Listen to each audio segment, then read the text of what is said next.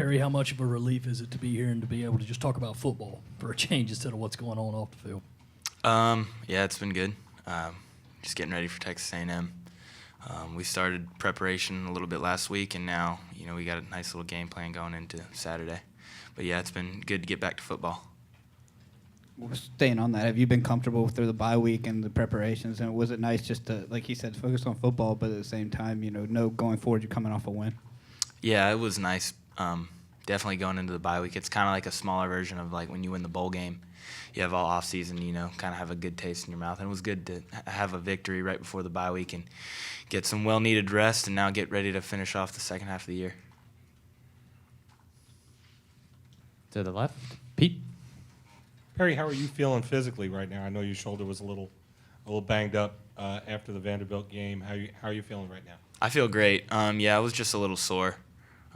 I'd been throwing pretty much every single day since the beginning of August, and it was nice to just kind of relax. And fortunately, I didn't have to throw too much. But I practiced here and there, and it was good to get some well-needed rest. But yeah, I'm back to full go this week. Back to the left again, David. Perry, how much earlier were you guys allowed to focus on Texas A&M, or at least start prep work on Texas A&M with the bye week than you would have normally during the regular course of a week? Well, I guess last week I kind of did some stuff on my own, and during the bye week we were getting a lot of the younger guys some reps and stuff like that. But our preparation and film study, it gave us a few extra days to prepare for them. Just keep looking at tape and seeing, where we can attack and different things like that. But yeah, the bye week you always have a few extra days to prepare. And we heard Coach talk on his radio show last week about maybe some multi-back sets and some different things, and you guys talked last week about practicing some of that. Do you think people are going to be surprised, perhaps, in what they see you guys come out in Texas A&M? Is it going to be markedly different or anything? No, not necessarily. All along we've had these plays. We're just now going to try to incorporate them into some different situations that we've been practicing on. So hopefully that'll pay off come Saturday. Perry, A&M has Myles Garrett only in there, kind of an elite pass rusher. As a quarterback, do you keep your eye on him, or do you just trust your lineman to say, keep that guy off of me? Yeah, he's an incredible pass rusher. Him and the other one, number 10. They both get after the passer, but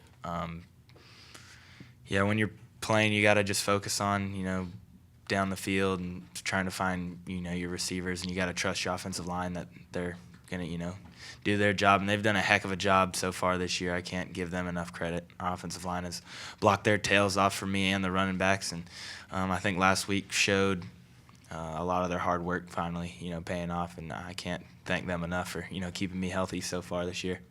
Back to left, Rich. Perry, there's been some talk the last few weeks about red zone struggles, things like that. Looking at it the other way, where would the offense be right now without Elliott Fry? Shoot, Elliott Fry, he does an amazing job for us. Like you mentioned, we've had a few struggles here and there in the red zone, and just almost knowing that it's a guaranteed 3 points is it takes some of the pressure off of you as an offense. Now, obviously, we want to get in the end zone and score 6 points, but knowing that you have a kicker like Elliott to knock 3 down for you, it's pretty nice. With the way A&M rushes the passer, how much of that comes from just that really talented front four, and how much comes from sending extra guys at you? A lot of it is from the front four. They do a few different things, zone blitzes and man blitzes and stuff like that. But, their front four is, one of the better front fours that I've seen on tape since I've been here. And their 2 defensive ends are special, so we got our hands full with them. Perry, Sean's been very complimentary of your running ability, saying that you can, get out there and make something happen. How confident are you that you can move the chains in that zone read system? I feel very confident. Like I said, this offseason I worked a lot on being able to do that. The opportunity hasn't presented itself a lot, but it has a few times, and it happened against Georgia. The next big thing, I guess, would be to when plays break down, maybe scramble for a few extra yards, kind of do like how Connor Shaw used to do. He was special at that, and try to incorporate that into my game a little bit. But, I feel very capable of running the ball, so hopefully we'll get to see some of that this weekend. In the back to the left, Tim. As a kid growing up, how much did you know about Texas A&M football, and did you ever think you would start at quarterback? Well, growing up, I always used to watch them play Texas on Thanksgiving night. That was always pretty special. Me and my roommate always talked, man, it felt like every year Texas A&M was playing Texas Thanksgiving night, and Colt McCoy is the quarterback running all over them. And, it's a pretty awesome program. It's pretty special that I'm going to be able to start at a place like that.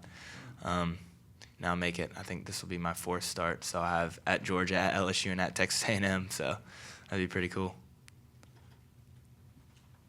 To the left, David. I know it was over a year ago, but is there any talk this week about the Texas A&M game last year and how much it hurt you guys, and just sort of any lingering feelings over that? Yeah, I think more so we want to win the ball game for this year. But yeah, last year that was a pretty bad loss. So we're just gonna try to go out and win the ball game. It hasn't been too much talk. It's been more of a focus on now and not so much reflect on what had happened. Anything else for Perry? Thank you, Perry. I'll bring Brandon up next.